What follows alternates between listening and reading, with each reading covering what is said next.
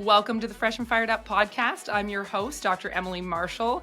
And today I'm not joined by her co-host, Haley. We love you, Haley. We'll catch you on the next episode because I know she always has tons of other amazing things going on as well. So you guys are stuck with me as the host today. And I'm excited to be introducing a phenomenal guest that I got to meet earlier this year. And we are going to be inspiring each other to excellence in health, fitness, and business. And she is just the woman to do that. So let's get fired up. All right. So the owner of Lexi J Wellness, the Lexi Johnson herself, carved out time in her schedule to be here on the Fresh and Fired Up podcast. So from workouts to macros to apparel, as a first form athlete and very ambitious woman, we have lots to discuss in the arena of health, fitness, work ethic, and community. She's amazing at cultivating community. So welcome, Lexi. I'm so glad you're here today. Thank you. That was very, very flattering. I'm excited to be here. Oh, good. Well, and you have an amazing story. I mean, as humans, we all have such amazing stories, right? And I think it's just a matter of having the courage to share our journeys with others to help each other and live in community and stay connected, right? And I know on your social media, you do a really good job of being open about some of the things you've gone through in your own health and fitness journey to the point where now you are helping so many others with their health and fitness journey. So let's just start off by getting some of your background and the why behind what you do. Yeah, so I'll try to keep this brief because I probably could monopolize the whole time just, extending this story. But long story short, I was a dental hygienist, and it wasn't overly fulfilling. No shade to dental hygienists, but scraping your teeth is not a super rewarding career, and I just kind of felt like I was relegated to, okay, I'll have fulfillment outside of the 9 to 5. That's kind of just the environment I grew up in, thinking that, work was just an ends to a means, and then you could find the fulfillment outside of that. I was always active, really, played sports all growing up and just loved working out. I found a lot of joy in that. So I did that outside. But when COVID struck and the world shut down, it shut down my gym. I just went to a really small local gym. It shut down and actually never opened back up. So like the rest of everywhere, we started working out from home. We had an unfinished basement and we gathered like Facebook Marketplace dumbbells, just a random assortment of equipment that we could find. And I always joke, it was one of those things where it's like, if you poke fun at it, it doesn't hurt as bad if someone else pokes fun at it.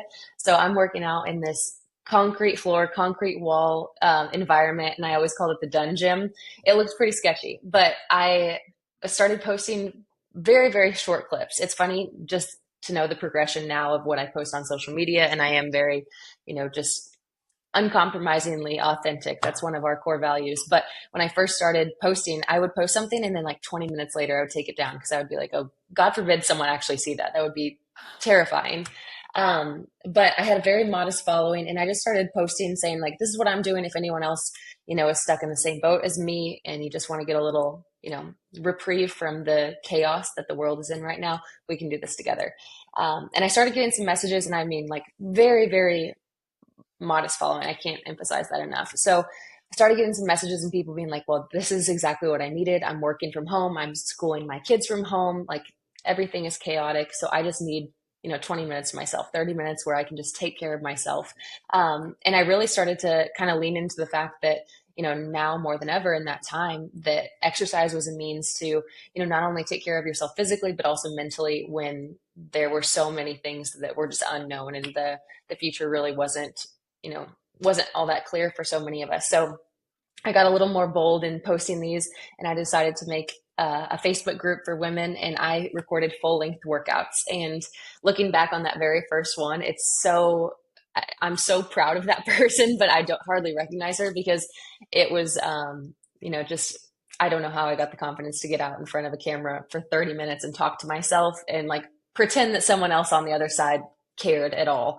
But I did it. So I started posting these 28-minute workouts. They're follow along. So my whole goal was like, okay, these people are stuck in their house just like me. We don't get to see our friends or our family. I want it to feel like you're meeting up with a friend and getting a workout in, like trying to cultivate as much normalcy as possible in this very not normal time.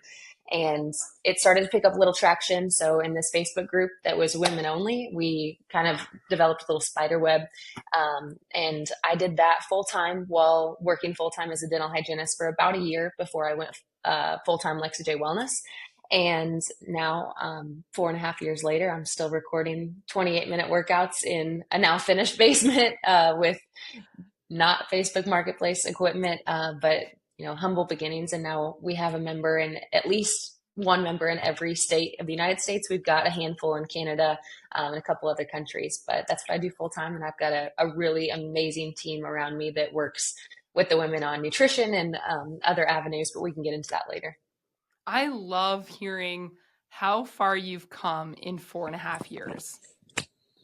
I feel like when you commit to something, right? And you're like, yeah, we're doing this. But I also love how you emphasize the humble beginnings of you have to go through the process. And I totally resonate with like posting something and being like, oh my goodness. I remember when I started on social media, and I'm not as far along as you. It's been less time. Anyways, the point is, it was like totally my husband being like, no, if you want to start like, and make jackets and sell them and have an online storefront, like you have to get online. I'm like, I hate social media. I don't scroll. I've got 4 kids. I've got like all these other like people in front of my face that I'm trying to be present with. Right. And Right, so real life. right. Exactly. But I love what you said of just doing it, right? Just do it. It's such an amazing thing. And then you're going to look back and you're going to see that progression. So I love that you shared that, because I think in the moment, when you're starting something, it can feel really foreign, Absolutely. scary. And I think anyone that has ventured into like the online space and social media can be such a nasty, weird place. Yeah. But for me, and I think just in talking to other people that do things similar to me or just post on social, I think in the back of our heads, we're always imagining like a high school group chat or something that's like screenshotting your post and saying like, I can't imagine how cringy she is or things like that. And that's what I would imagine, like just getting put in a group chat somewhere of people making fun of me for thinking that people cared about fitness or thinking that I could make a difference. And eventually it got to the point where the benefits outweighed that potential, judgment or hate. And you're going to get that regardless. But it comes down to like, okay, the people that are judging you, the people that are talking about you negatively, are you ever going to seek guidance or advice from them? And when I really get down to it, that it's never going to happen. So they can keep talking, and we're Yeah. outweighing on the And, benefit side.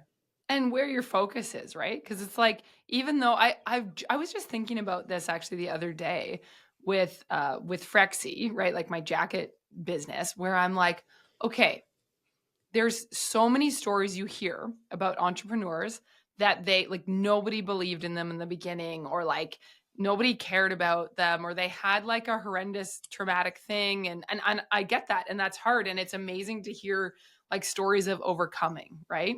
And I feel like people like to share those stories, and I think they're very encouraging. I had this moment though the other day where I was like, you know what? And I haven't really done this yet, but I feel like I need to start doing it, is sharing if you've had the experiences where you do have people who believe in you, right? Like the stories of gratitude where you're like, dude, I have this like husband who believes in the dream. I have friends who are like the good friends, like the type of friends Yeah. that you like build each other up, right?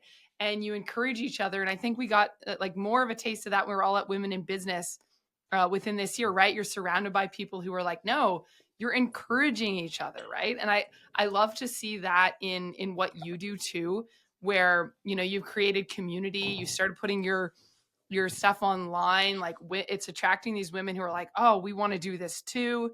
Like how cool is that, right? So that's kind of like the flip side of like, okay, there might be naysayers, but then yeah, there's people who are like, you'll find those people that you're encouraging each other, and then you end up with this domino effect. I watched one of your videos on about the domino effect. So Yes. tell me Yeah. about that. Yeah. The domino effect is something that I caught fire on around that same time. So I believe so strongly in the domino effect. I actually have it permanently inked on my arm. But there's a book by Gary Keller, the Keller Williams I believe Keller Williams is Realty. I'm honestly not sure, but Gary Keller wrote this book. It's called The One Thing. And the whole premise of it is really just to focus on the task at hand. But there's a graphic in this book, and I'll never forget it, but it talks about you could knock over a 2-inch domino, and the momentum from that would knock over a 4-inch domino. And then the next one would knock over 8-inch. And it just would continue picking up so much steam that by the 15th domino would be like the size of a grown man or something like that. And it just, put it into perspective, just those little actions really do add up. And it's about, compound effect. And I am from an extremely small town. I graduated with 20 kids. My hometown has 400 people in it. So to think that a girl from a really small town could make a difference or change lives felt kind of daunting and unrealistic. But reading that, I was just kind of made it all feel more manageable, that if you just focus on the person in front of you, that it's not gonna, just stop with them. It's gonna impact their kids and their spouse and, the people that they work with, and then it'll ripple into everyone around them. And, that one life that you changed, eventually, it's dozens. And just, it made it feel reasonable that I could actually make a difference. And I feel like that started for me personally with my dad. And I think that's the video you might be talking about. Yeah. So my dad was overweight my entire life. He's a fireman. And before I want to preface this, it has a happy ending. So when I say he was overweight, people tend to get a little nervous saying that it's going to have a sad ending. But my dad was overweight my entire life. And he had 4 heart attacks. I think he had the first one when I was in 6th grade. But he was in his late 30s, which is extremely young. And then just, he dealt with other issues, high blood pressure, high cholesterol.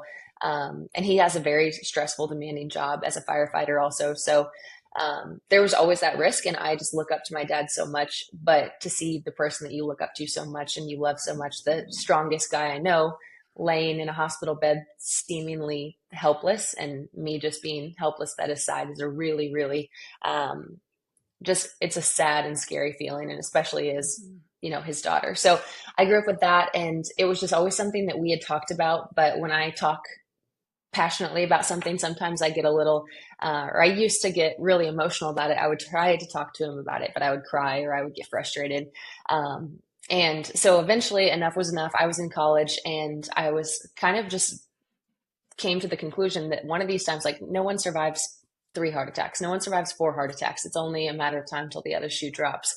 So I was like, all right, this is my Hail Mary. I'm going to write him a letter, and I'll just leave it. I'll go back to college. That way I can get out everything that I want to say. I don't have to, worry about getting worked up or emotional, and I can just say everything I need to.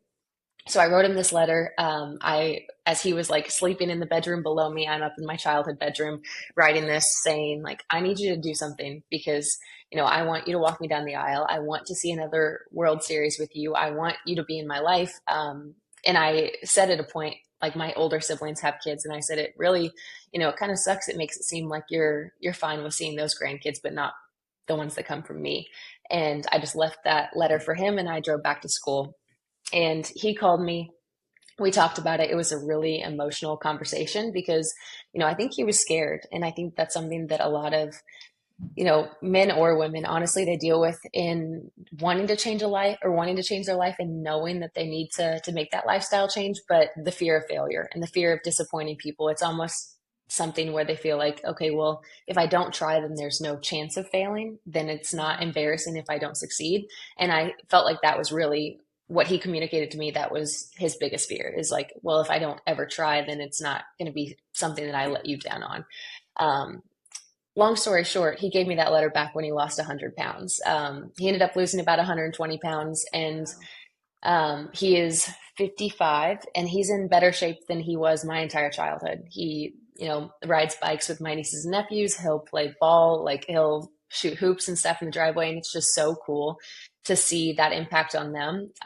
They have no recollection of their grandpa being overweight or, not being able to keep up with them. My mom and his relationship has just thrived.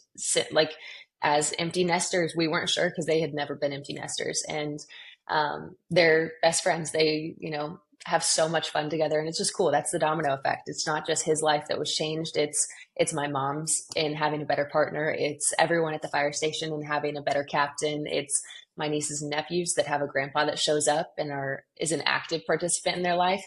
So at that same time when the world was shutting down, that was all transpiring with my dad. And I got to see, I was, a front row seat in that domino effect and how it changed my life. And that really kind of resonated with me saying, okay, well, if I change the life of one mom or one dad, it doesn't just end with them. It's their kids and it's their grandkids and it's everybody around them. So that was my driving force and kind of my delusional confidence to go for it, thinking that there's some daughter out there like me that could be on the receiving end. Yeah. Oh, and that it's so amazing to think about. Like, I love what you shared about that one step at a time with it. And then now to see the other side of that. And I love that it's been a happy ending so far. I mean, it's not over, right? But like just in Right, that right. story and that you guys are still writing pages in the book together as a family is such a beautiful thing. So I love that. Thank you for Yeah, it's sharing. it's very special. Thank you. And I feel like, okay, so for yourself then, because I know that was kind of your inspiration, this whole journey with your dad. And I mean, even just having the courage to write that letter is very inspirational. And then for yourself, you had a bit of the opposite thing, right? Where you almost wanted to get too low in your weight. Is that correct? Yeah. And I think this is kind of a common thing for women, especially. I'm learning that I think with social media and just more awareness there, social media does have good things, but I do think that it's kind of trending out. But growing up, in the 90s, early 2000s, it was, the people on magazines, the people in TV were the women in TV and magazines were sticks. They were very, very skinny. The models were itty bitty. So in my head, I always felt like to be the best looking, the most attractive, the most desirable, then you had to be small, and that equated worth. So for whatever reason in my head, and I'm 5'8", so I'm a pretty tall woman. I had like, okay, 130 is going to be the end goal. That's going to be the best. And once I hit 130, like life will be carefree. We'll be good. And so I spent, years working towards that, trying to get as small as I could. And I actually achieved it. I wanted that so bad that I worked towards it and I got to 130 and I stepped on that scale thinking that when I saw that number that I would feel so relieved and that I would be so happy. But my immediate like knee jerk reaction was actually it would probably be better if it was like 120 now. And I kind of caught myself in that thinking that it was not going to end. I wasn't going to ever get to a number where I was satisfied, or there's never going to be a point when I step on that scale and 3 digits on my bathroom floor just, solve all my problems.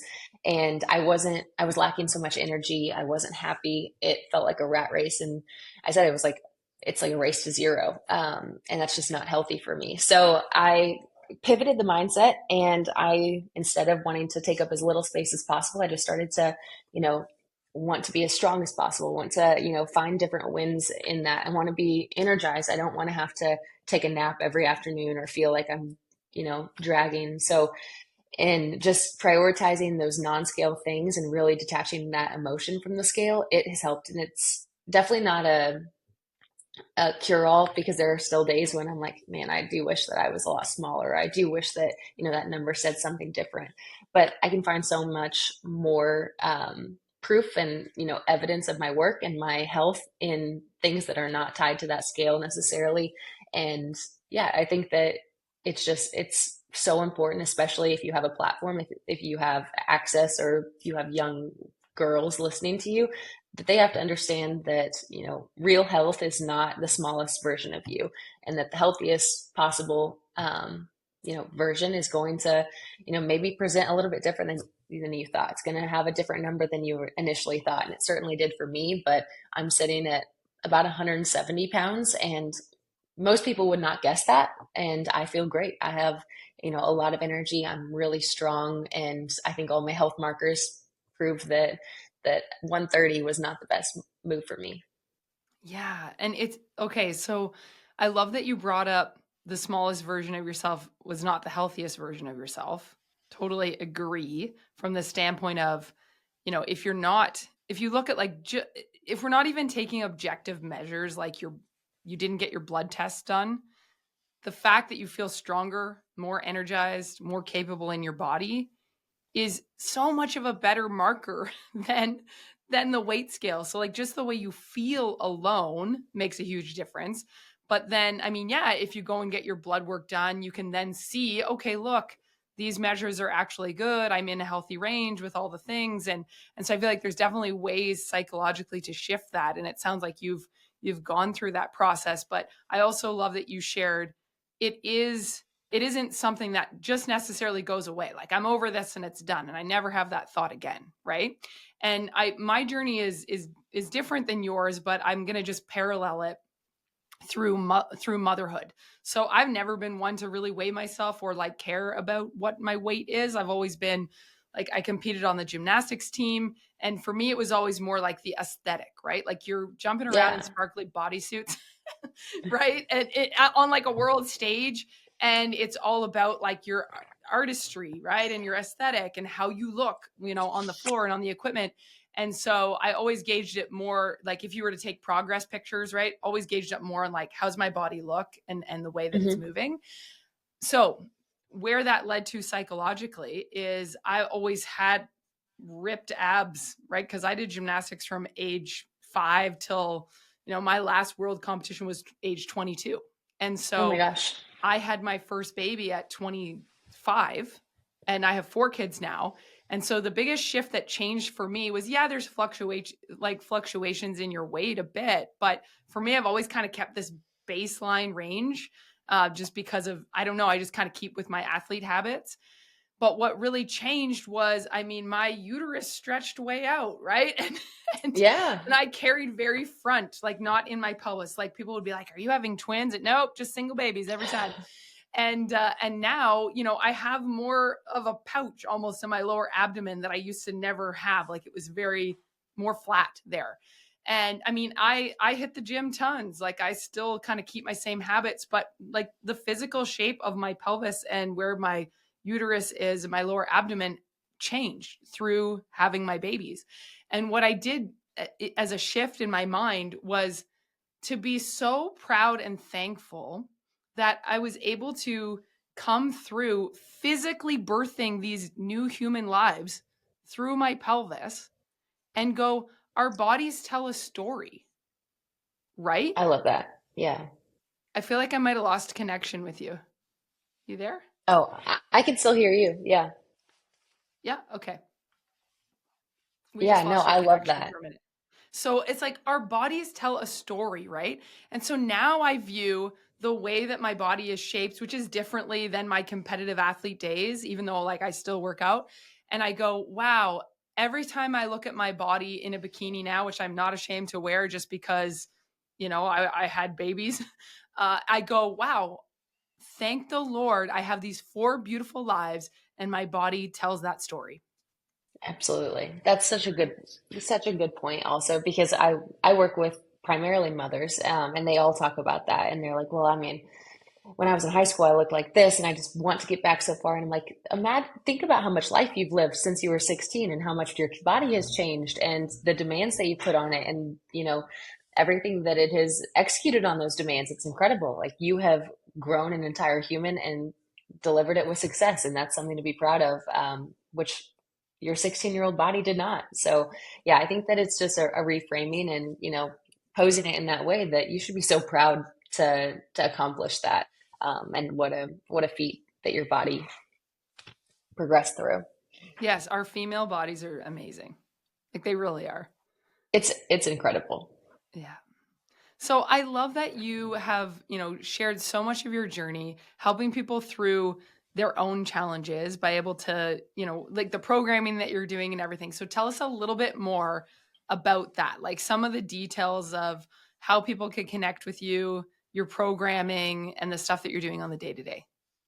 Yeah. So, like I said, Lexi J Wellness is the end goal when I started, and it still remains 4.5 years later. Is I want women to feel, and there's some men that do it, so I can't generalize, but I want the people on Right. the other side of the screen to feel as if they're working out with a friend. I think that consistency is the biggest the obstacle, the biggest struggle when it comes to exercise and really, wellness in general. We can get to nutrition as well, but people aren't can't remain consistent. And also, I think that it's because people struggle to be reliable to themselves and they struggle to keep a promise to themselves, but they will drop everything to, do them for a friend or their kids or their spouse.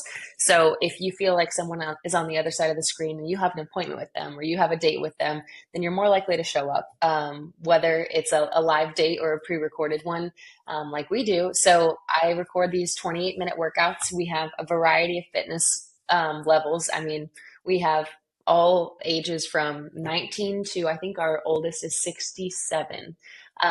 And when I was starting to program these during COVID, my thought was I honestly thought this would be like a little COVID project, and then it would go away when the world went back to normal. I'm so grateful that it didn't.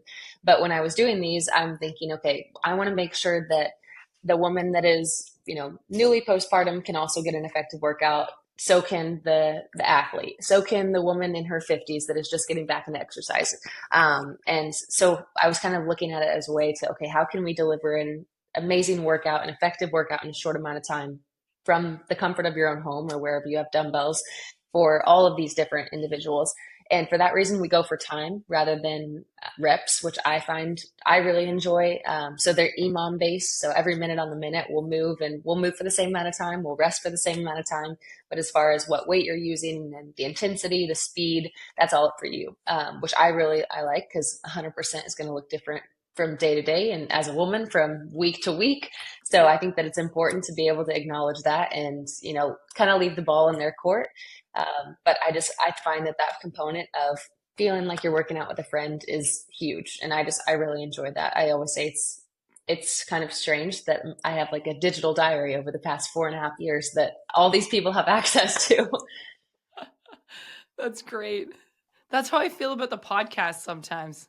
I told my children, I'm like, you don't listen to my podcast now, but I'm hoping like when you're older, you'd be like, look, my mom has this whole library of like cool people like with wisdom Isn't to that share cool? for us, right? Yeah. Yeah, like I wish I had access to that from like my grandparents or my mom when she was in her 20s and 30s. So I think that's really cool. But it's always funny because I'll hop in front of there and we'll start the workout and I'll let them know what's going on in my life, what's going on, and I gab with them. I treat it like I'm working out with a friend. I love that. And it's probably easier now. I mean, not that the goal is easy, like we do hard things, but it probably feels like it's smoother now for you to feel like you're not just talking to a screen. Because you Yeah, mentioned that in the beginning, absolutely. right? You're like, these are people, because you've developed enough community and enough relationship with these people that you're like, oh no, they're there and we're working out together. Yeah. At first it was kind of scary because there's crickets on the other side sometimes. When you're first starting, you're going to put it out there and you don't know if anyone's going to watch or anyone's going to care. But yeah, now we have a really solid community and that's something that I'm just so proud of. But yeah, it's the best. That's great.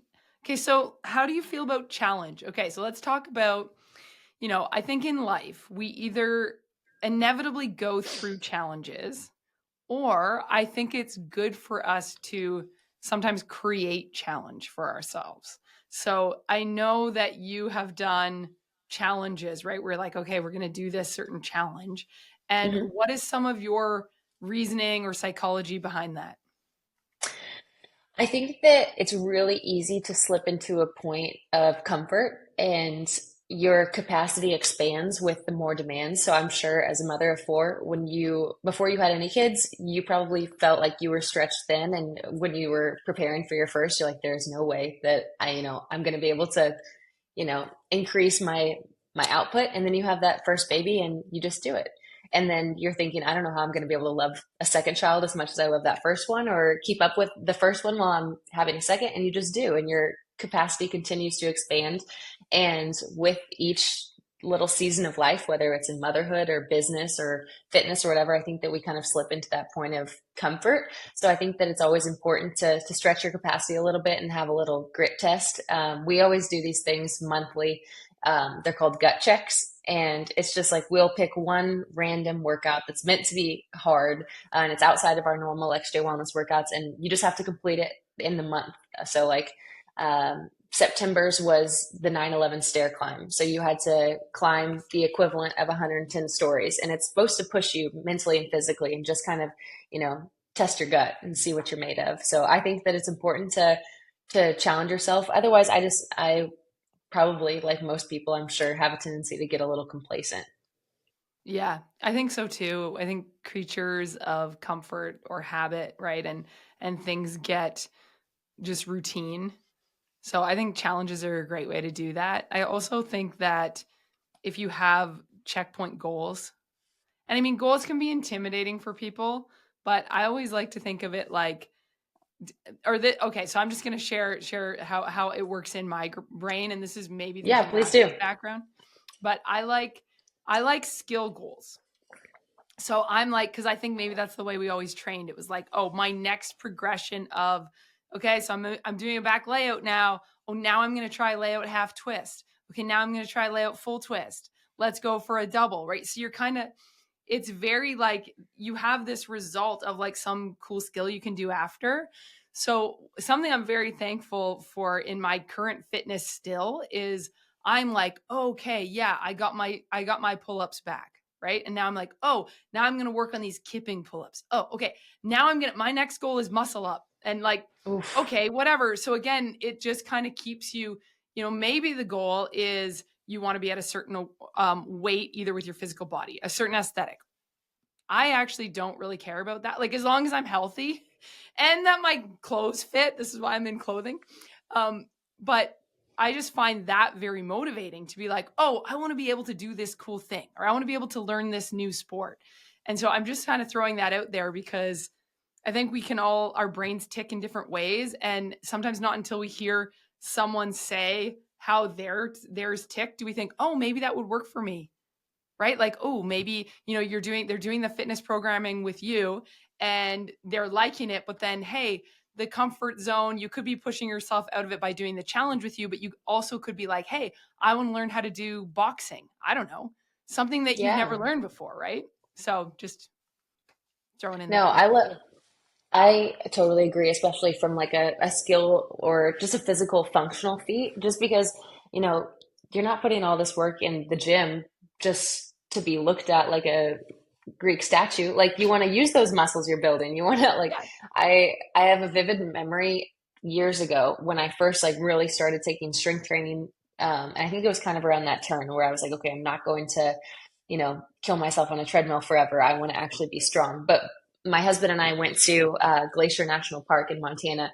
We did this incredible hike, but it was so demanding, and I had a heavy backpack on. And I got to the top, and I was like, "There is no way that I could have done this if I hadn't have done everything else." And it was just an appreciation of like all of those little, deposits when you don't want to get up, when you don't want to, push yourself. It was for the moments that you actually like really savor in life with your loved ones. So I think that applying it to, the training for life mentality, that's something that we always talk about because you want to be able to play with your kids and you want to be able to play with your grandkids. And one of my ladies, she was in her 50s and she sent a message and she was like, I think my new goal is just to say, or to never have my kids say, well, we can't invite mom because she can't keep up.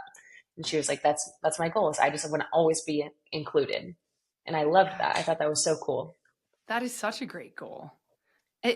Okay, so you also, I don't want to glaze over this small word that you said. You said deposit, and I feel like that is a great analogy for health and fitness.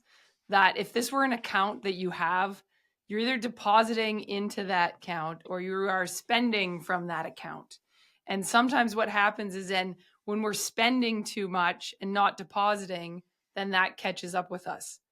That being said, we don't want to just deposit and never spend, which is kind of like those fun things in life, right? And so I think there's always, I think earlier you also brought up seasons, right? Seasons of life, activities, and your client that is seeing, okay, I'm in this season of life where I want to be able to continue to keep up and have that connection. And through health and fitness, she's able to do that. That's such a beautiful thing. It's very Yeah, practical, absolutely. right? It really brings it home. We have that because my husband and I are also both chiropractors and we have a chiropractor clinic. And it's a similar idea, right? Like sometimes it's like, okay, this person has really bad back pain, but what they really care about is not just the feeling of back pain, but it's the fact that they can't stand at their sink properly and finish their dishes. It's the fact that they can't get down on the ground and play with their grandkids anymore because Hmm. of their back or whatever. So similar type of concept. It's that quality of life piece. Yeah. Yeah. I don't know. Have you read the book Outlive by Peter Attia? No, I haven't. It's really, really great. I love it, and my husband loved it. After we got done reading, we're like, everyone we love should read this book. It's kind of nerdy, but Fine. I like that. I got, I got really into it. And his big thing is talking about health span over lifespan. And he said, the modern medicine, typically Mm. that industry really leans towards lifespan and it's just extending the amount of years you're alive. But health span is extending the amount of years where you have good quality of life and that you actually can do all those things. And he talks, kind of puts it into perspective as far as like the work that you're doing in your 20s, 30s, 40s, 50s is preparing you to actually have an enjoyable, I think he calls it your marginal decade, which is like the last decade of life that you want to still be living with your spouse on your own independently. You want to be able to open jars, and it's really like practical things that you don't think about early on. But he said, if that's important to you, these are some things that you can do early on in life. These are some things that you can prioritize. And I think that that is so cool because I want to be living with my husband independently until our last decade of life.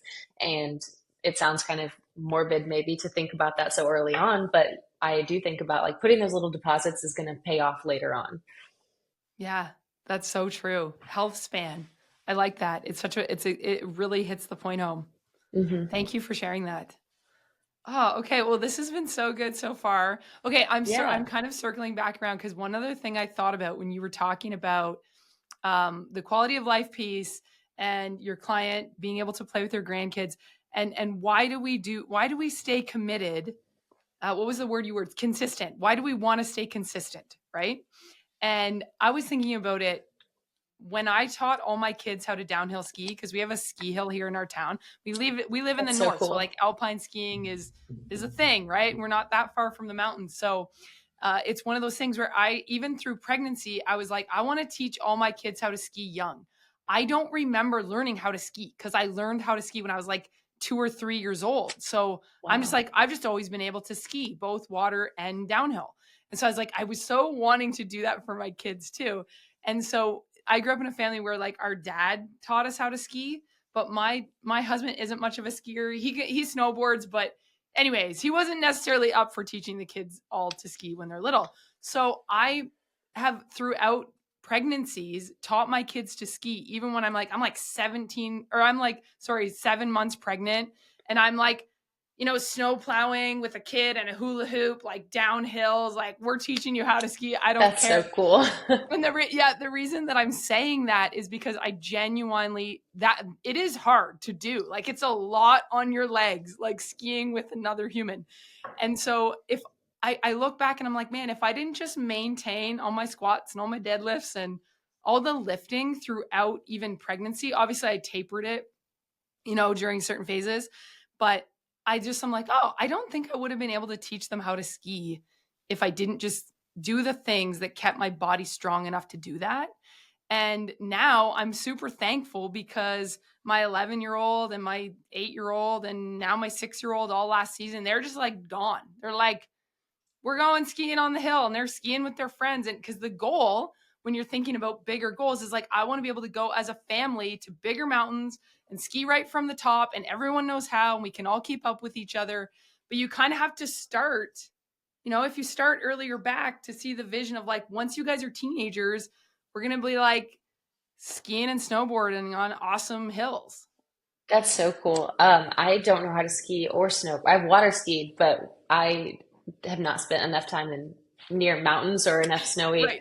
terrain but so that is, I'm really jealous. That's awesome. And for you to have the foresight of, I'm going to teach my, 2-year-olds to really start, developing that muscle memory so you can do that in their teens. That's really awesome. That's a also just building memories for your family that are physically active and prioritizing, that's just normal for the Marshall family to, Yeah. you're active and that's a priority to you guys. That's really cool. Yeah, well, thank you.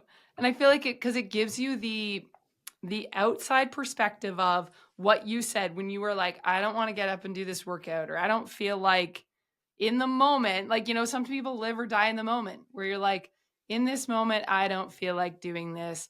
I always find here the mornings get dark too. If you work it in the morning, you're like, it's dark, it's cold, I just want to stay in my bed. But then if you can have something, you're like, yeah, but I really love to do this over here. And in order to do that, I need to do this. Then it helps, right? It's that question you would just have to ask yourself of, is this, do I want it, or choosing between what I want most and what I want right now, or what I want in that moment. Because especially when we start to get into these months when it's so dark in the morning and it's getting colder, and the last thing you want to do is get out of bed. But what I want most is to feel confident. What I want most is to have energy and be in a good headspace for the rest of the day, not just for these next, 15, 30 minutes that I may snooze. So you have to make those hard calls, and it's not going to be perfect, because there are definitely times when I'm thinking what I want in that moment over what I want most. But you just have to continue putting those deposits in. And like you said, it's not always going to be strict deposits. You get to enjoy those moments, but just being mindful of, that what you're putting in, you're not going to necessarily see the fruits of your labor that day or that moment, but having the foresight and the awareness that it's building to something bigger and more rewarding. Totally agree. So we've said a lot. I feel like there's so many golden nuggets in this podcast. So thank you for that. But before we wrap up, is there anything that I haven't asked you that you're like, oh, I am burning to share this? Because now is your opportunity. Oh, man. I love putting this pressure on right at the end too. I know. I'm so glad we talked about my dad and the domino effect, because I do think that is something that if I can, it's a longer elevator speech, but I'm like, if you want to know like why I do this and why, this is so important for me, and if you want to get to know me a little bit better, that's what started it all, and that's where my heart is. So I'm glad that we talked about that. Shoot. I'm struggling. I feel like we have covered a lot, and not that long, honestly. Yeah, we're efficient. That's how we roll. We are like boss women, right? Well, I've just enjoyed getting to know you more, and I'm so thankful that we met earlier this year, but then we've been able to reconnect. Yes. So thank you for that. And I just feel like keep doing what you're doing. Like you're doing great work, Lexi. You too. And doing it with 4 kids is incredibly inspiring to me. I have not yet had kids. That's definitely something on our horizon. So it inspires the heck out of me just to see women pursuing all their dreams and continuing to do it. And, just leading by example for your kids. I think that's incredible. Oh, thank you. Well, okay. You guys got to share this episode with a friend, because it is going to help a ton of people. Make sure that you click the subscribe button. If you've listened to this podcast enough times and you're not subscribed, come on, guys. Now's your chance. Make sure you leave a rating and review, as long as it's a raving awesome review. We love you. We appreciate you. And in the meantime, be free, feel fresh, and live on fire.